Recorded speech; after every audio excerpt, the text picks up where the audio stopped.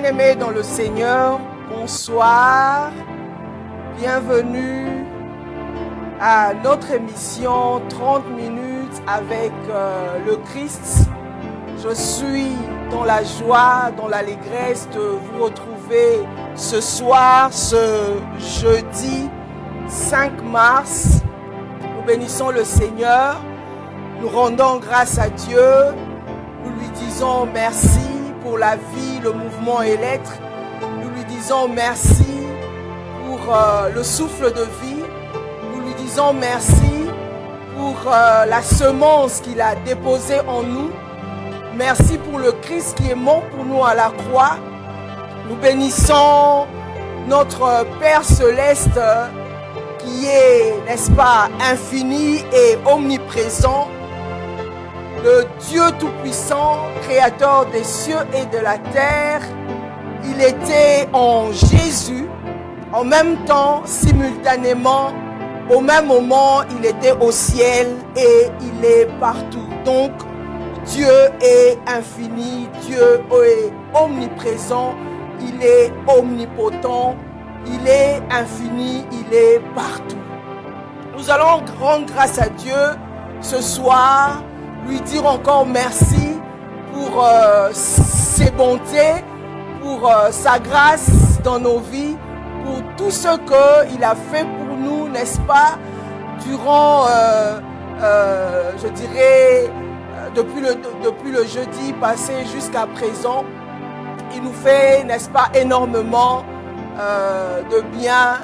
Nous rendons grâce à Dieu. Père éternel, nous sommes reconnaissants encore ce soir. Nous élevons nos voix vers toi pour te rendre grâce, pour te dire encore infiniment merci.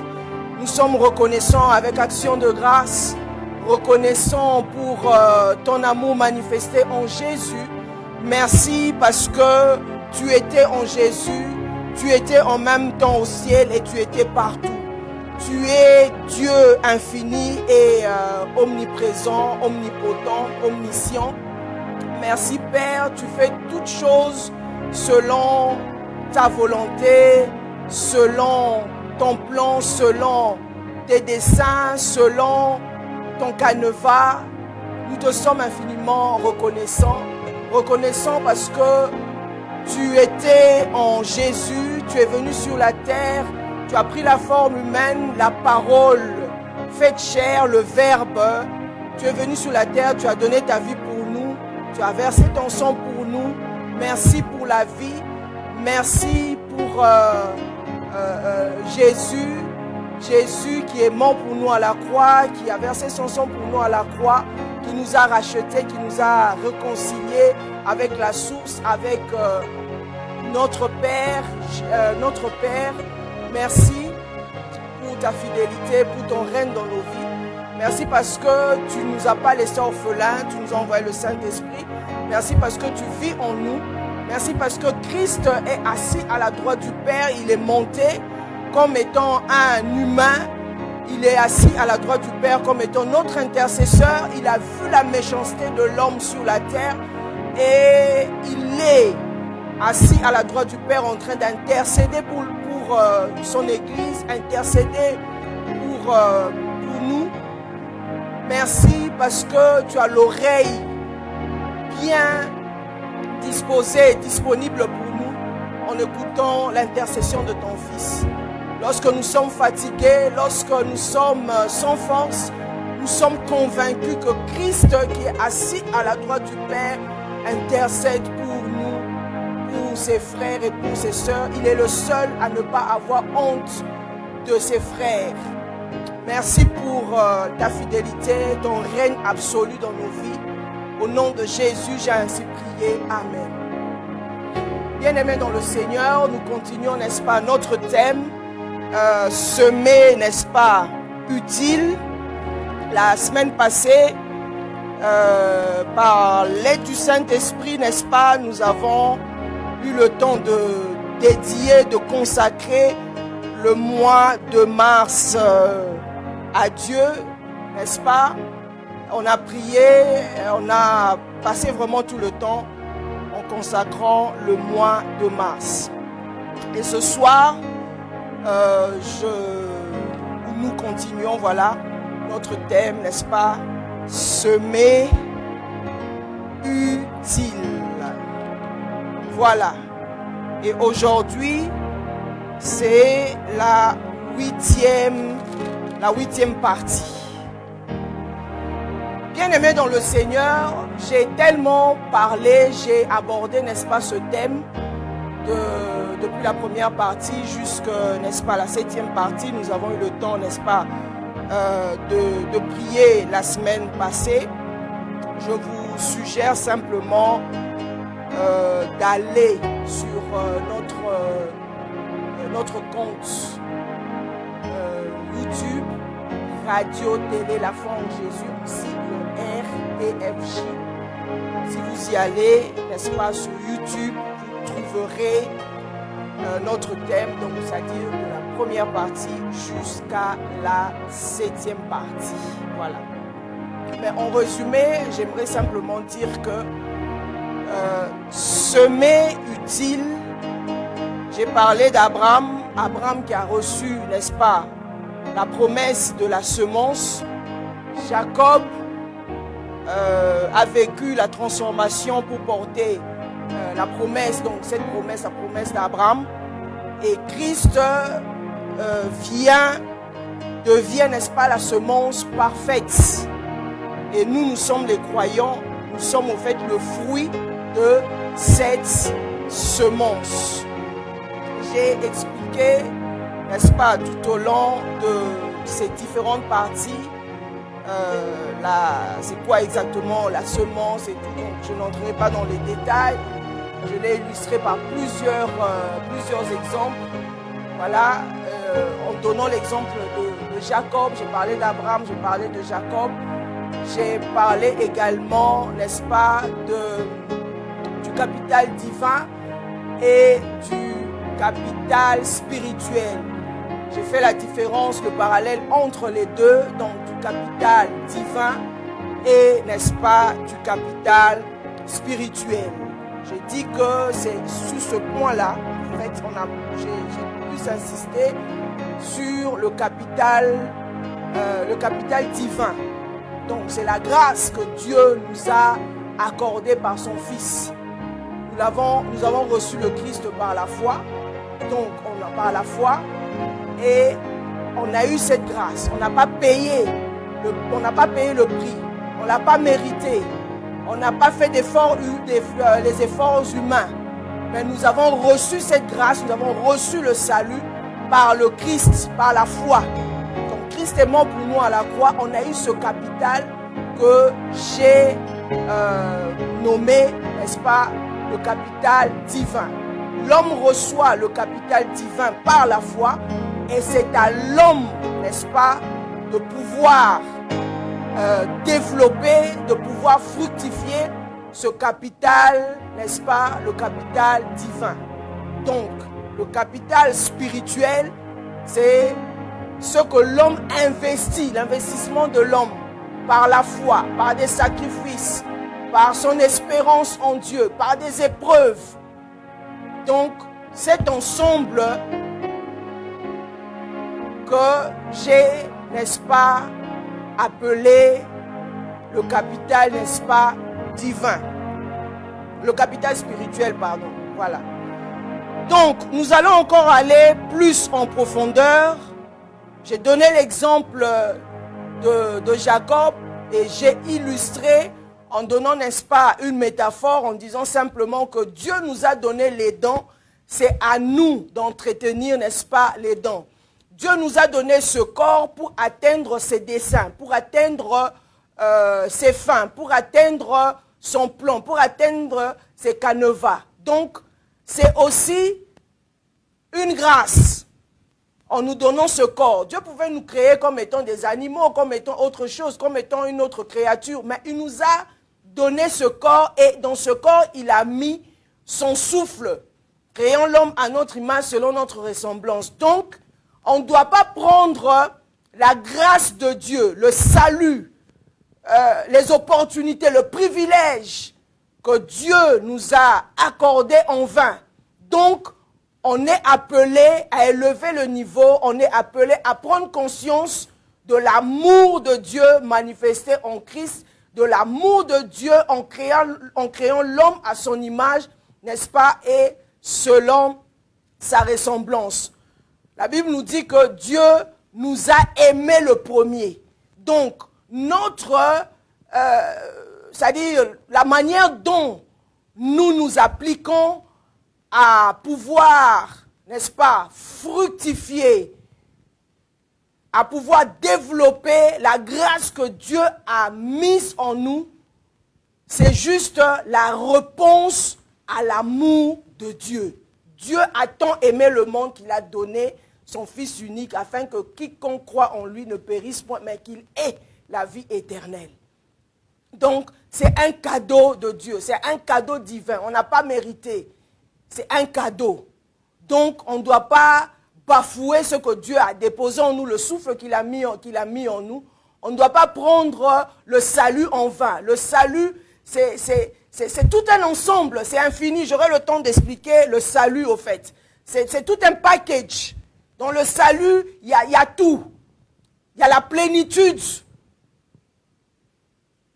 divine. Il y a tout. Il y a tout dans le salut. J'aurai le temps d'en parler parce que ça ne fait pas partie, n'est-ce pas, de notre thème. Notre thème, c'est simplement semer utile. Donc, tout ce qui est le capital spirituel, c'est notre réponse à l'amour de Dieu, notre réponse au salut.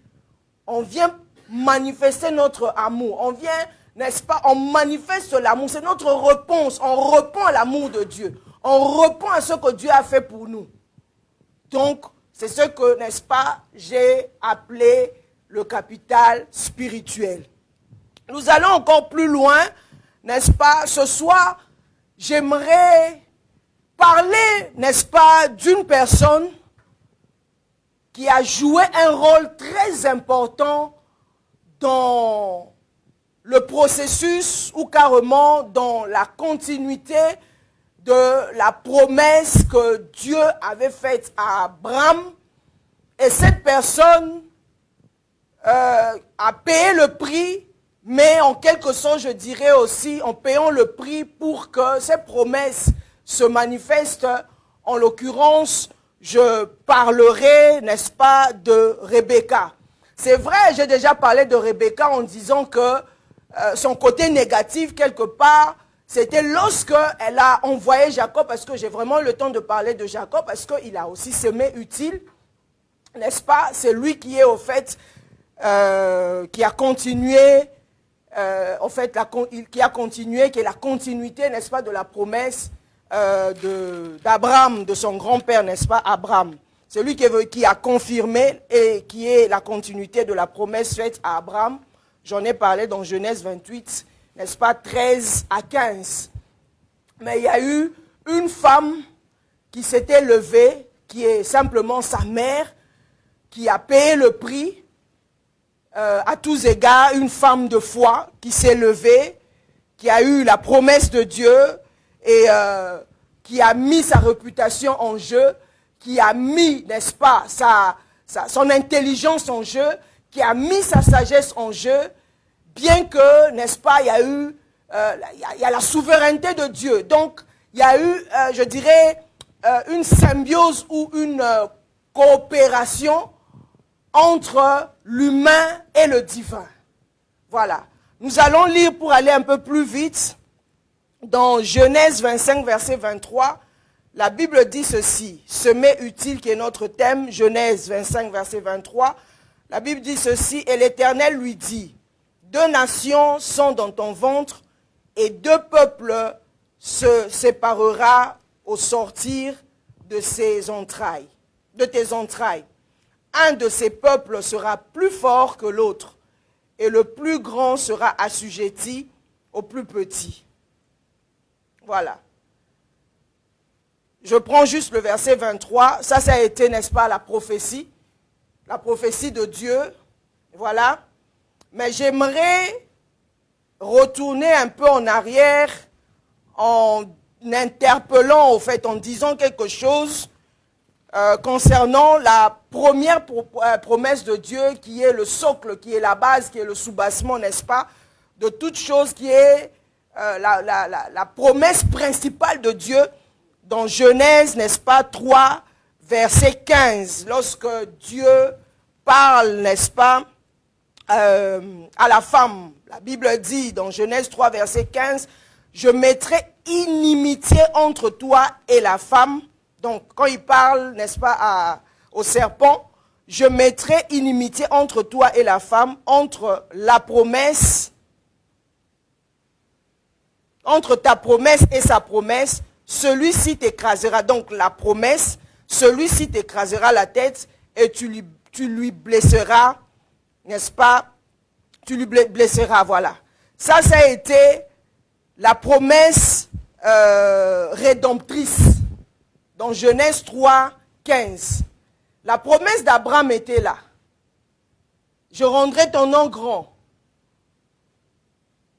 De toi sortiront les rois. Et c'est à partir de la promesse d'Abraham que Jésus, le Christ, n'est-ce pas, cette promesse de Genèse 3,15 devait s'exécuter. Donc, comment est-ce que cette promesse devait marcher ensemble? C'est-à-dire la promesse d'Abraham et Genèse 3,15, la promesse messianique.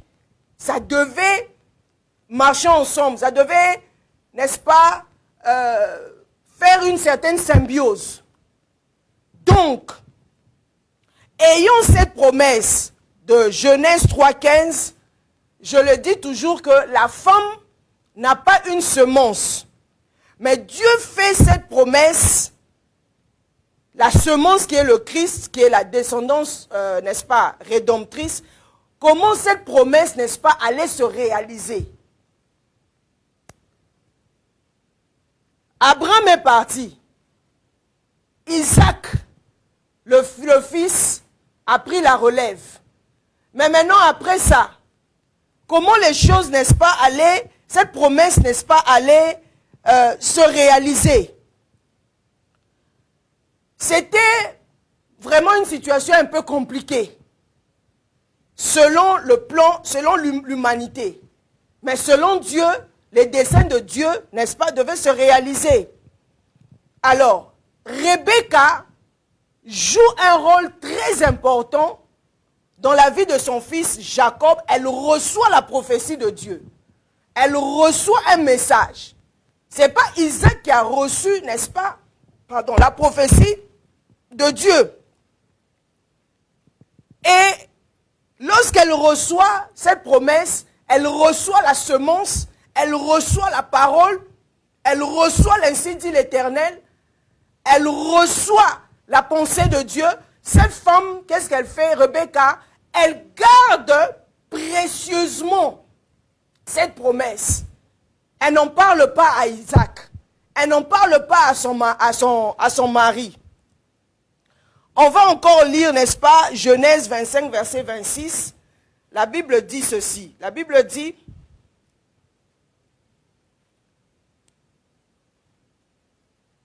dit, ceci, je vais commencer à partir du verset 25. Le premier sortit entièrement roux, comme un manteau de poil, et on lui donna le nom d'Ésaü. Ensuite sortit son frère, dont la main tenait le talon d'Ésaü. Et on lui donna le nom de Jacob.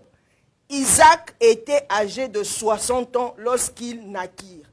Donc leur père avait 60 ans. Donc il avait déjà atteint un certain âge. Donc aujourd'hui on dira que Isaac à 60 ans il avait déjà vieilli. Et puis Dieu lui fait grâce.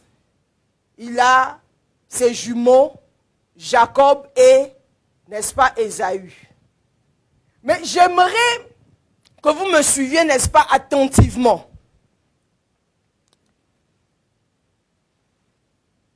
La promesse a été donnée par Abraham.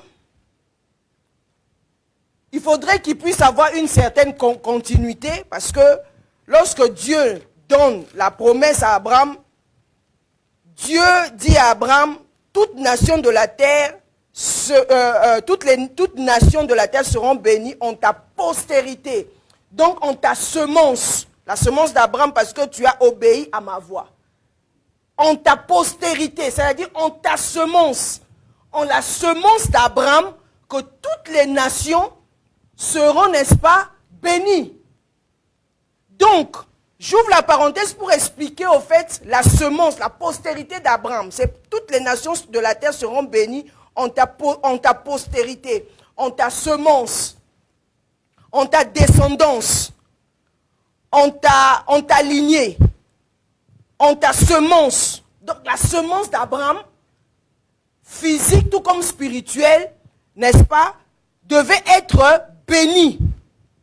Quand je parle de physique, c'est-à-dire par Israël, et quand je parle de spirituel, c'est-à-dire la semence messianique, c'est-à-dire le Christ. Donc, cette promesse en question devait, n'est-ce pas, se réaliser. Et la Bible nous dit, lorsque les jumeaux sont nés, il y a eu Ésaü et il y a eu Jacob. Mais ce qui m'intrigue, ce qui me pousse, n'est-ce pas, à aller plus loin, à faire des recherches, à comprendre comment le père, la femme, le père donne, n'est-ce pas, le nom à l'enfant Jacob. Et puis la mère garde cette promesse, garde la promesse de Dieu, la prophétie de Dieu. Dieu lui dit que c'est le plus jeune qui dominera, c'est le plus jeune qui va régner, c'est le plus jeune, n'est-ce pas, qui régnera. Donc, la mère, tenant compte de la culture juive, tenant compte même chez nous les Africains, lorsque une mère, Dieu vient en songe parler ou un ange et tout, que voilà, vous êtes enceinte et tout, et puis on vous dit que c'est le plus jeune qui va assujettir l'aîné, qui va dominer. D'après la culture même africaine, ou d'autres cultures sous les cieux, en tout cas pour un père ne peut pas accepter ça. Dit non, mais j'ai des fils, donc ça ne peut pas être le plus jeune qui peut dominer. Ce n'est pas possible. C'est dans le même cas que Joseph. Donc pour le père, Joseph ne peut pas régner, par exemple, régner sur ses frères. Dominer, par exemple. Selon la culture africaine aussi, c'est pareil. Lorsque vous avez plusieurs enfants et que le plus jeune puisse dominer, donc pour un père, selon la culture, un homme va se dire, c'est pas possible, il faudrait que je laisse mon héritage. Je fasse en sorte de laisser l'héritage à mon fils aîné. Ça fait partie, n'est-ce pas, de la culture, n'est-ce pas? Je parlerai plus de la culture africaine ou dans d'autres cultures sous les cieux. C'est comme ça. Pourquoi? C'est à cause, n'est-ce pas, de la culture ou carrément, c'est juste venu ou ça a été plus entraîné entraîné par rapport aux conséquences du péché. Parce que Dieu est souverain. Il bénit qui il veut, il choisit, n'est-ce pas, qui il veut. Donc la Bible nous dit ici que, ensuite, verset 26, ensuite sortit son frère dont la main tenait le talon d'Ésaü et on lui donna le nom Jacob. Isaac était âgé de 60 ans lorsqu'il naquit. Bien-aimé dans le Seigneur, ici la Bible nous dit que le père donna le nom au plus jeune Jacob. Pourquoi? Parce qu'il avait tenu, n'est-ce pas, le talon d'Ésaü. Suivez-moi bien. Donc, Jacob reçoit, n'est-ce pas, la bénédiction de la semence messianique. Mais son père Isaac, lui, il donne à Jacob, n'est-ce pas, le nom de Jacob sur base de ce que lui, il voit.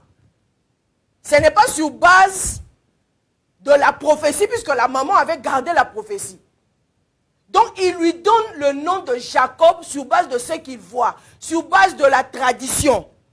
Parce que Jacob veut dire simplement supplanter. C'est ce que ça veut dire simplement, n'est-ce pas, Jacob, supplanter ou saisir en hébreu. Celui qui saisit le talent ou supplanteur. Donc le père lui donne ce nom-là. Sur base de ce que lui, en tant que papa, sur ce que lui voit. Donc Isaac nomme Ésaü et Jacob selon ce qu'il voit à la naissance et leurs actions immédiates. C'est comme, je vais l'illustrer en donnant par l'exemple chez les Kassaïens par exemple, pour qu'on comprenne. Chez les Kassaïens par exemple, on donne le nom de Kachala. Kachala, c'est celui qui a survécu, qui a été protégé. Les enfants qui naissent avec le cordon ombilical. Voilà. On leur donne le nom de Kachala. Si tu vois, vous allez chez les Équatoriens, je parle plus du Congo, parce que moi je suis congolaise d'origine. Chez les Équatoriens, un enfant qui est né avec le cordon ombilical, les Bangala, on l'appelle Kachala. On l'appelle, pardon, Pungu, je crois, Pungu. Et un enfant qui est né, n'est-ce pas, celui qui est courageux, résistant chez les Kassaïens, ou qui a eu une naissance difficile, on l'appelle Kanyembo. Chez les Équatoriens, on l'appelle, je pense, si je ne me trompe pas, Lemba. Donc, c'est sur base des événements, sur base des circonstances exceptionnelles de naissance de l'enfant, et parfois le destin ou la protection divine, c'est sur base de ce que le père voit, que le père donne à son enfant le nom. C'est ce que c'est ce que Isaac avait fait en donnant à Jacob le nom, au plus jeune, le nom de Jacob. Si vous allez par exemple chez les Kassaïens, vous trouverez le nom de Moulenga. Moulenga, on donne le nom de Moulenga, c'est celui qui complète la lignée ou celui qui vient juste après plusieurs garçons. Donc on donne le nom de Moulenga. Si vous allez chez les Équatoriens, on appelle Bokulaka. Bokulaka, c'est celui, après plusieurs garçons, celui qui complète la lignée. Donc, c'est-à-dire, il vient compléter la lignée, il a une certaine dignité. C'est un enfant qu'on n'attendait pas. Après plusieurs garçons, un autre garçon vient encore. Donc, on lui donne le nom de Bokulaka. Ça, c'est en Équateur. Donc, comme étant un roi. Et au Kasaï, on les appelle les Moulenga. Donc, c'est sur base de ce que le papa avait vu, semer utile, que Isaac donne à son fils le plus jeune qui avait la promesse de Dieu, parce qu'il avait saisi le talent. C'est sur base du fait que l'enfant avait saisi le talent que Isaac donne à son plus jeune fils le nom de Jacob, qui signifie simplement en hébreu, n'est-ce pas, supplanter, saisir, ou carrément celui qui saisit le talent ou supplanteur. C'est sur base de ça, c'est sur base de la vue. C'est sur base, je dirais, la vue physique. C'est sur base de ce qu'il perçoit. C'est ce que ses yeux voient. Ça n'avait rien à voir avec ce qui est spirituel. Donc c'est comme ça que Isaac donne le nom à son plus jeune fils, comme nos parents l'ont fait aussi dans la coutume. Par exemple, moi, je viens juste après des jumelles. Je suis kassaïenne et je suis de l'Équateur. Donc, on m'a donné le nom de Moussouamba. Parce que je viens juste après les jumelles. Donc, les parents ont donné des noms comme ça. Mais, sur le plan spirituel, le talent, n'est-ce pas, veut dire autre chose. Et suivez-moi bien ce que je suis en train de dire. Parce que la culture, n'est-ce pas, elle est bien d'un côté, mais nous avons tordu notre culture. Nous avons tordu certaines choses. Nous avons, n'est-ce pas, emmené les choses d'une manière négative, en emmenant les gens à la délivrance et tout. Non, tu es né avec le cordon ombilical. Or, n'est-ce pas, c'est juste selon la vue. On voit quelque chose et on l'interprète selon la culture ou carrément selon notre entendement. Mais dans le règne de l'esprit, ça veut dire autre chose.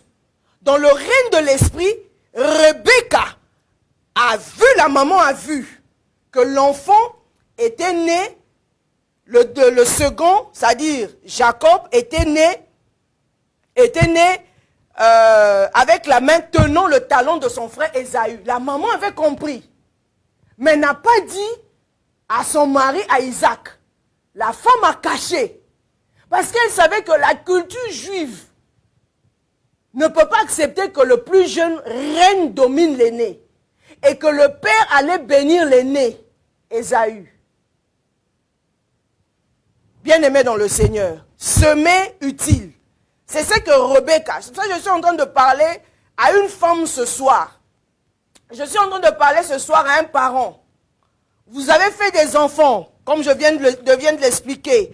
Vous avez peut-être les kachala chez vous. Vous avez peut-être les mpungu chez vous. Vous avez peut-être les lemba ou carrément les bokulaka chez vous. Les enfants qui ont une certaine royauté. Vous avez donné les noms aux enfants. Est-ce que vous avez juste donné les noms comme ça aux enfants à la vue? Parce que vous avez vu que l'enfant avait le cordon ombilical, n'est-ce pas, autour du cou. Qu'est-ce que Dieu vous a dit sur le plan spirituel? Qu'est-ce que Dieu a semé dans la vie de votre enfant? Rebecca connaissait ce que son fils Jacob transportait. Femme, toi qui vas te lever aujourd'hui, c'est le mois de mars, comme la plupart des femmes se lèvent, on va aller célébrer le 8 mars, c'est la célébration, la fête des droits de la femme, c'est une bonne chose, on va aller célébrer l'Iputa et tout, c'est bien, mais toi-même en tant que femme, j'aimerais booster la foi d'une femme, j'aimerais réveiller une femme, tu es une mère, tu as eu des enfants, quelle est la révélation, la prophétie que tu as eue concernant tous tes enfants? Parce que celle qui tient la maison, la Bible dit que la femme sage bâtit sa maison. L'homme ne bâtit pas une maison. Si la maison tombe, c'est la femme. Regardez le rôle que Rebecca a joué. Elle s'est tue. Elle n'a pas voulu parler. Elle n'a pas voulu exposer la prophétie que Dieu lui avait donnée. Elle a caché cette prophétie secrètement. Elle a eu la foi qui a demandé un sacrifice personnel. Elle a payé le prix. Elle a préféré s'aligner sur, s'harmoniser, être en symbiose avec la prophétie de Dieu de Genèse 25, verset 23. C'est une femme qui a payé le prix, bien-aimée dans le Seigneur. Une femme sage bâtit sa maison. Une femme n'attend pas le 8 mars pour aller célébrer la fête des pannes, pour aller boire, pour aller fumer, pour aller, je ne sais pas moi quoi, s'enivrer, pour aller faire des bêtises, parce que non, c'est le 8 mars, le droit de la femme, pour aller dans des bars, pour aller boire, juste, non. C'est-à-dire, Genèse 3,15, on l'a lu, on dit, ta semence écrasera la tête du serpent. C'est la semence de la femme. C'est ce que la femme reçoit de Dieu. C'est ce que Rebecca a reçu de Dieu. C'est cette semence-là, c'est cette prophétie. Elle s'est tue. Elle s'est dit que, c'est-à-dire, la femme ouvre sa bouche avec sagesse. C'est pas à tout moment elle doit parler. Il y a des choses que Dieu t'a dit, tu ouvres ta bouche facilement. Tu parles vite. Tu vomis les choses vite. Tu avortes les promesses de Dieu tellement vite. Est-ce que Dieu t'a dit d'aller parler aussi vite que ça? Rebecca s'était tue. Elle a eu la promesse de Dieu. Elle connaît que, n'est-ce pas, elle connaissait la tradition juive. Elle connaissait peut-être que la manière dont son mari allait réagir. Elle connaissait que son mari avait la connaissance de la promesse de Dieu. Elle connaissait que c'est l'aîné qui doit hériter. Mais cette femme, qu'est-ce qu'elle a fait? Elle s'est tue. Mais Jacob a reçu le nom, n'est-ce pas, de Jacob par son père. Le talent, au fait, sur le plan prophétique, sur le plan spirituel, le talent signifie la lignée par laquelle la promesse se réalise. Donc la grâce et la souveraineté de Dieu, ce n'était pas le mérite humain. Ce n'était pas ça. Donc le talent sur le plan spirituel veut dire que c'est symbolique. Symboliquement, il représente la lignée par laquelle la promesse sera transmise. Mais le père n'avait pas compris ça. Beaucoup d'hommes ne comprennent pas certaines choses qui se passent dans leur maison. Ils ne comprennent pas. Mais les femmes, une femme sensible comprend les choses.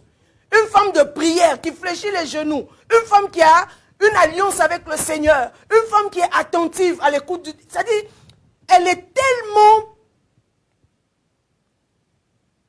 tellement connectée, tellement étroite avec le divin.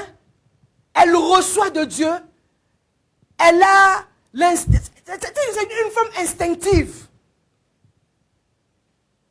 Une femme qui écoute, qui a l'ouïe spirituelle, qui nage dans le règne de l'esprit, qui comprend les choses spirituelles. Papa, quelle femme as-tu à la maison?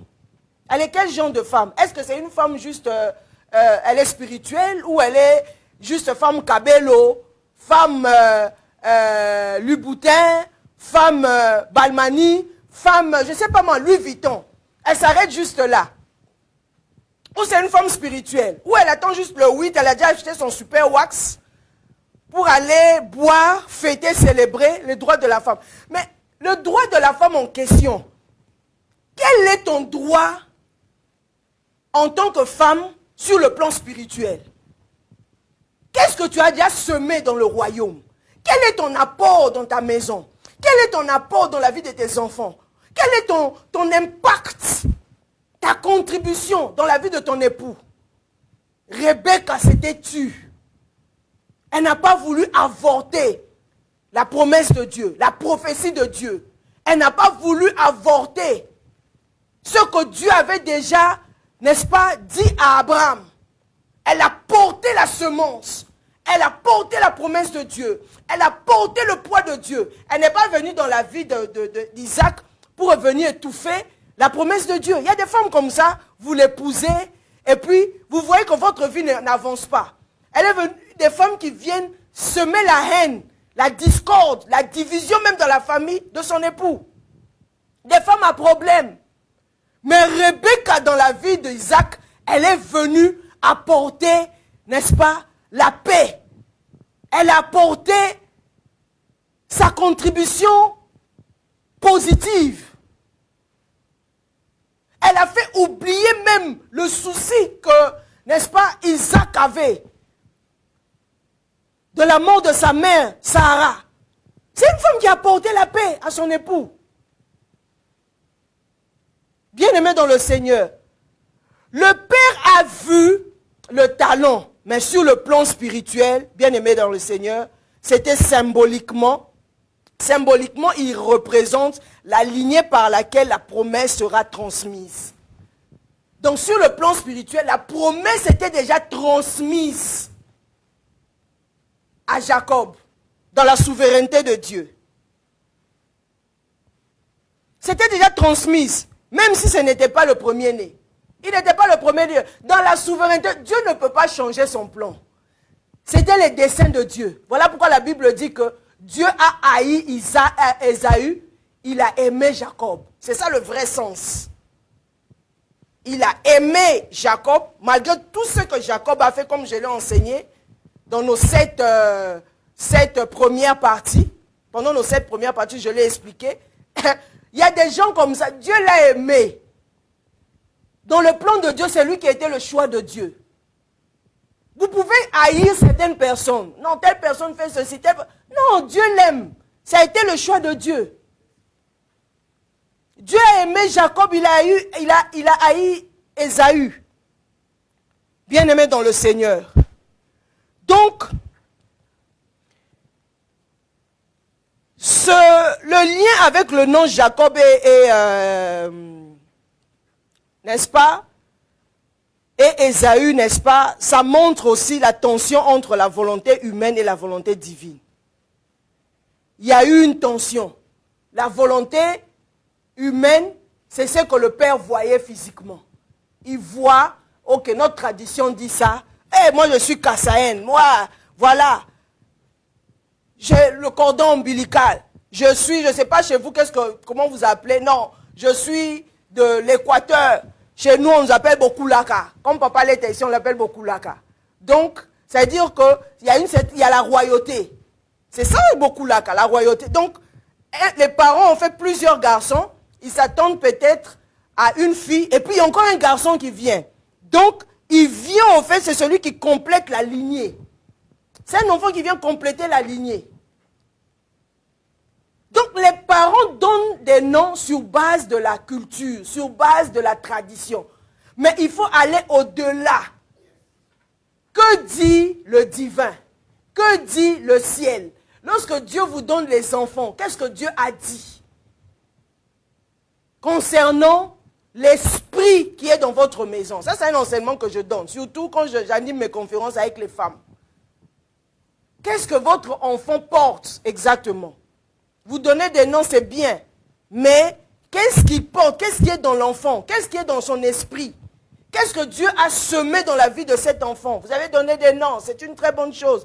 Mais qu'est-ce que, n'est-ce pas, l'enfant transporte? Qu'est-ce que l'enfant fait exactement? Parce que Rebecca a joué un rôle très, très, très important. Elle savait que le plan divin avait déjà favorisé le plus jeune. Elle n'a pas parlé à son mari. Elle a gardé ça pour protéger et assurer la promesse la promesse divine ou la promesse de Dieu. Elle n'en a pas parlé parce qu'elle savait que son mari ne va même pas accepter. Non, il n'allait pas accepter. Et elle a agi activement pour que le plan de Dieu s'accomplisse. Elle a agi activement. À telle enseigne que lorsque Ésaü s'était levé pour suivre son frère, pour tuer son frère Jacob, la maman se levant encore pour envoyer son frère chez Laban, pour envoyer le frère, n'est-ce pas, d'Ésaü, donc son fils Jacob, chez Laban. Et après ça, Rebecca n'a plus revu son fils. Vous allez lire de Genèse à Apocalypse, Rebecca n'avait plus revu Jacob. Donc c'est un prix, c'est la foi. Donc la foi demande un sacrifice personnel. Dans la souveraineté de Dieu, c'était ça. Jacob était déjà favorisé. Il était déjà favorisé par Dieu. Il était déjà choisi de Dieu, dans le plan de Dieu. Il était déjà aimé. Bien que sa mère a manigancé pour que l'enfant soit béni par son père, Isaac, elle a tout manigancé par le vêtement de son frère Ésaü, pour qu'il puisse avoir l'odeur de son frère, par le mets, le repas que son père aimait beaucoup. Donc elle a tout fait. Ça, c'est sur le plan humain, mais dans la souveraineté de Dieu, Jacob était déjà, n'est-ce pas, le choix de Dieu. Voilà pourquoi j'aimerais que, n'est-ce pas, qu'une femme qui est en train de me suivre ce soir, un père qui est en train de me suivre ce soir, mais je m'adresse plus aux femmes. Je m'adresse plus aux femmes parce que c'est la femme qui porte, n'est-ce pas, le fardeau de son foyer. C'est la femme, comme la Bible dit, comme je viens de le dire, la femme sage bâtit sa maison. Ce n'est pas l'homme qui bâtit la maison. L'homme a la vision. L'homme, n'est-ce pas, doit savoir où il doit partir. Mais c'est la femme qui bâtit. C'est l'homme qui peut donner, qui donne, n'est-ce pas, le matériel, montrer à la femme comment faire pour... n'est-ce pas, pour bâtir, mais c'est la femme qui met tout ensemble pour que, n'est-ce pas, leur mariage ou leur union puisse se réaliser, puisse, n'est-ce pas, réussir. C'est la femme. Donc, il faudrait que la femme puisse avoir la sagesse et l'intelligence pour pouvoir gérer. Surtout un homme qui a une grande destinée. Un homme qui a un poids divin, comme le cas d'Isaac. Son père est décédé, son père Abraham est décédé. Mais il faudrait qu'il y ait une continuité. Il faudrait que la promesse se réalise. Donc, c'est pour ça Abraham, son père, s'était levé pour faire un bon choix pour son fils Isaac. Il ne pouvait pas marier n'importe quelle femme. Une femme qui peut l'aider à atteindre sa destinée. Une femme qui doit être consciente de la promesse de Dieu, de ce que son mari transporte, pousser l'homme jusqu'à ce que l'homme atteigne sa destinée et voir la suite. C'est ce que Rebecca avait fait. Donc elle a payé le prix. Elle n'a plus revu son fils. Bien-aimé dans le Seigneur, il est parti chez Laban. Il faudrait que les femmes se lèvent, bien-aimées dans le Seigneur. Que Genèse, il y a plusieurs femmes qui ont joué plusieurs rôles. J'aurai le temps d'en parler. La semaine passée, j'ai parlé un peu, ou surpassé, j'ai parlé d'Esther. Il y a plusieurs femmes qui ont joué des grands rôles. Si les femmes se lèvent, comme Genèse 3,15 le dit, n'est-ce pas, il y aura une nouvelle ère. Il y aura des personnes, des hommes, des enfants conscients qui vont se lever pour changer les choses. Mais lorsque la femme dort, lorsque la femme est inconsciente, lorsque la femme a un état d'esprit inerte, lorsque la femme ne connaît pas son identité, lorsque une mère ne s'élève pas comme d'autres femmes dans la Bible, il sera difficile à un homme de pouvoir réussir sur cette terre des hommes. Il sera difficile que les nations, n'est-ce pas, se lèvent. Il faudrait que les femmes se lèvent. En Afrique, que les femmes se lèvent. La culture a tellement bafoué la femme. Le cas de Rebecca, il y avait la culture, mais cette femme s'était tue. Elle appliquait la sagesse. Elle appliquait la connaissance christique. Elle appliquait la parole de Dieu. Elle a gardé jalousement la semence. Elle a gardé jalousement, n'est-ce pas, la promesse de Dieu. Elle a gardé jalousement ce que Dieu avait dit à Abraham. Dit non, cette prophétie doit s'accomplir. Bien-aimés dans le Seigneur, ma prière est que ce soir, que les femmes prennent conscience, que les femmes ne se mettent pas là juste pour voir les allocations familiales, pour voir juste, n'est-ce pas, les tontines. Au Congo, on appelle ça les makelemba. Pour voir juste le oui, c'est le droit de la femme. Je vais me lever pour porter un pain super wax pour aller boire, manger. Non, tu vaux plus que ça, femme. Tu vaux plus que ça. Dieu n'a pas pris son temps en vain pour te créer en tant que femme, pour mettre son souffle en toi. Jésus est mort à la croix pour toi. Jésus a payé le prix pour toi à la croix. Jésus a sauvé plusieurs femmes dans la Bible. Bien-aimé dans le Seigneur, femme, lève-toi. L'intelligence est en toi. La sagesse est en toi. Lève-toi pour bâtir. Lève-toi pour agir. Lève-toi pour sauver. Lève-toi pour apporter la vie. Parce que c'est toi qui donnes la vie. C'est toi qui portes la vie. C'est toi qui es capable de changer plusieurs choses. Bien-aimé dans le Seigneur, cette femme Rebecca a semé utile. Cette femme Rebecca a payé le prix. Cette femme Rebecca, n'est-ce pas, elle s'est alignée sur le plan divin. Elle appliquait la foi, l'espérance. Sa foi a demandé un sacrifice personnel. Elle a payé le prix, elle n'a rien dit à son mari jusqu'à la fin. Jusqu'à même à telle enseigne que lorsque son fils est parti chez Laban, Isaac n'était informé de rien. Aujourd'hui, nous voilà, nous sommes sauvés. Après, n'est-ce pas, Jacob, j'ai parlé de ça et tout. Jacob, son nom a été changé en Israël. Après Jacob, il y a eu Judas. Après Judas, il y a eu David. Après David, le Christ est venu. Semer utile, bien-aimé dans le Seigneur. Semer utile.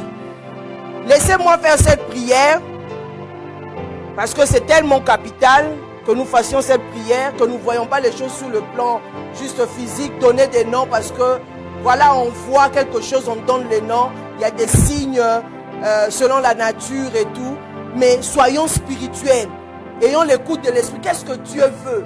Pourquoi il y a ce genre de signes? Pourquoi tel... Il faut être prophétique. Pourquoi il y a tel événement dans ma vie? Pourquoi les choses se répètent? Il y a plusieurs personnes maintenant qui ont changé des choses. Non, cet enfant est né avec le cordon ombilical. C'est qu'il y a un problème négatif. Cet enfant est sorcier. Non, non, non, non, non. Il y a quelque chose de spirituel. Dieu a déposé quelque chose dans la vie de cet enfant. Il y a quelque chose. Un enfant qui a une naissance difficile. L'enfant est né difficilement, comme Benjamin. Le père veut donner un autre. La maman a parlé, a donné un autre nom. Le père est venu modifier en donnant le nom Benjamin. Donc, il faut comprendre la pensée divine. Pourquoi il y a tel événement qui arrive dans ma vie? Il faut savoir lire le temps. Il faut savoir lire les événements. Il faut savoir comprendre les événements, les circonstances exceptionnelles. Ce n'est pas seulement concernant la naissance. On en parlerait à plusieurs choses. Il y a plusieurs plusieurs mystères dans la Bible. Jacob a eu le nom, Ésaü a eu son nom, Isaac a donné le nom sur base de ce qu'il avait vu, sur base de la tradition hébraïque.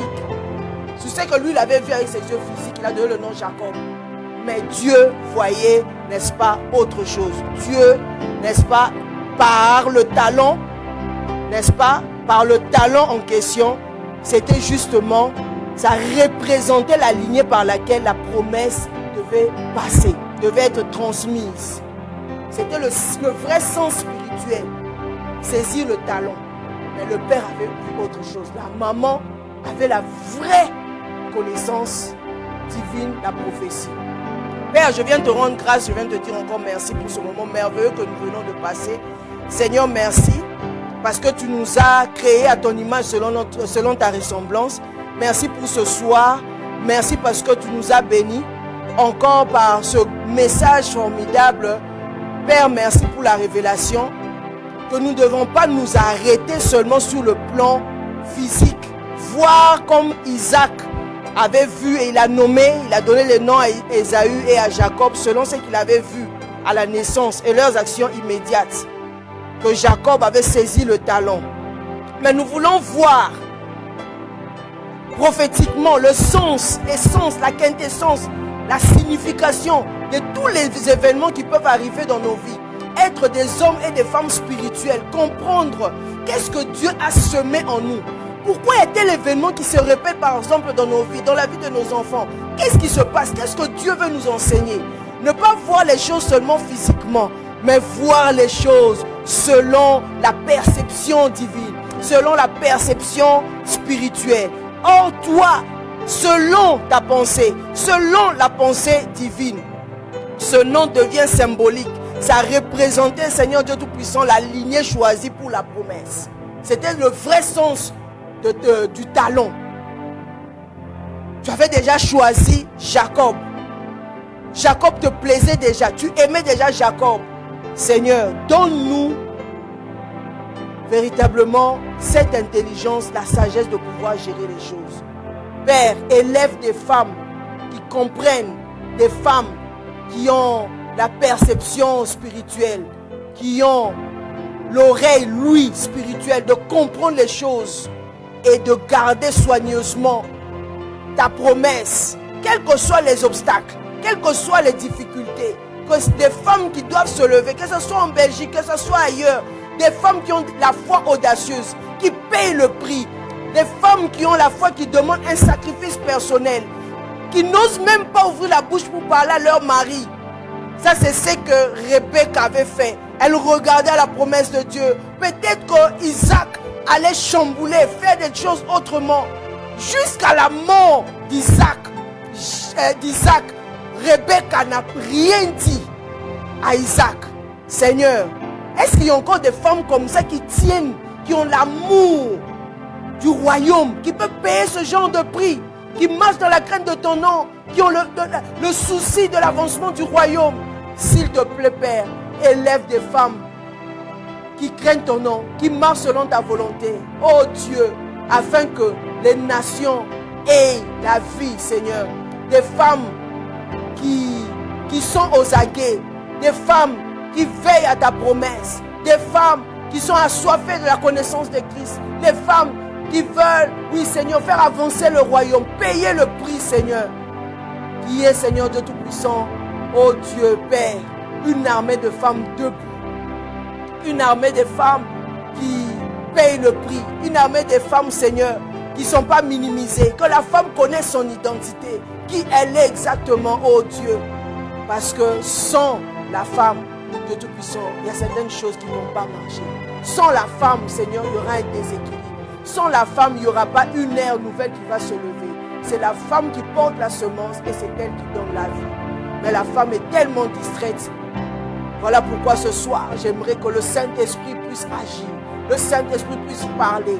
Le Saint-Esprit puisse toucher les femmes. Le Saint-Esprit puisse visiter les femmes. Le Saint-Esprit puisse agir. Qu'elles n'entrent pas dans la distraction juste parce que c'est le 8 mars, c'est le droit de la femme, où elles iront poids, elles limitées dans des choses superficielles. Alors qu'il y a plus que ça. Parce que Dieu a envoyé son Fils unique pour mourir aussi pour la femme. Oh Dieu Père, la femme aussi est la fille d'Abraham. Elle mérite, Dieu Tout-Puissant, de bénéficier aussi, Seigneur, les droits divins et de défendre des vraies valeurs du royaume et non les valeurs temporaires, des valeurs périssables, des valeurs de paille, des valeurs, oui Dieu Tout-Puissant, d'une fête de 8 mars qui est juste temporaire, mais qu'elle se donne plus aux choses qui est intemporelle. Seigneur, merci pour ce soir. Bénis une personne qui nous a suivis ce soir et que seul ton nom soit élevé. Bénis la radio-télé La Foi en Jésus. Bénis le visionnaire. Bénis toute sa famille, Papa l'État et son épouse et les enfants. Je viens te rendre grâce encore pour mon époux, l'archevêque Mignon Léon. Bénis son ministère. Bénis tout ce qu'il fait là où il est en Côte d'Ivoire. Bénis la mission de Flambeau. Au nom de Jésus, j'ai ainsi prié. Amen. Soyez bénis, soyez débordément bénis. Nous nous retrouvons la semaine prochaine. Shalom à vous.